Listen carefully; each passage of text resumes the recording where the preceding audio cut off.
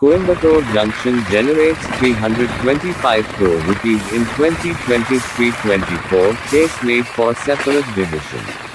Many proposals to build additional train maintenance facilities in Coimbatore pending with the Southern Railways.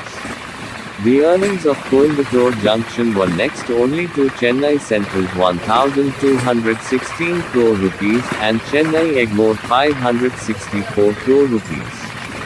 Notably, Coimbatore Junction has generated more revenue than other divisions in the southern zone encompassing Tamil Nadu and Kerala. As per the criteria laid down by the Railway Reforms Committee, new zones divisions are set up keeping in view the workload, accessibility, geographic sprawls and other administrative operational requirements consistent with the needs of the economy and efficiency, and not on ethnic, linguistic and territorial considerations.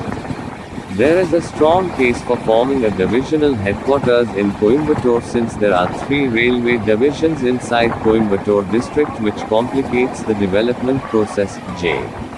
Satish, Director, Congo Global Forum, pointed out. At present, the Southern Railway has 6 divisions: Chennai, Palakkad, Madurai, Salem, Thiruvananthapuram and Tiruchi. In the MEL line from Coimbatore to Dindigul, only the 15-km stretch from Kodana to Kinnathukadavu is in the Salem division. The 21-km track from Kinnathukadavu to Pollachi is in Palakkad division, and the rail line beyond Pollachi is in Madurai division.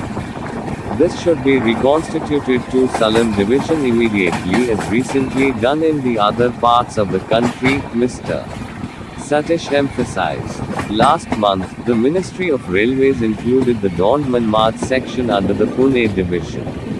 Effective from April 1, the 224 km stretch covering 24 stations, including Dond, Manmad, Ahmednagar and Shirdi, was shifted to Pune division from Solapur division.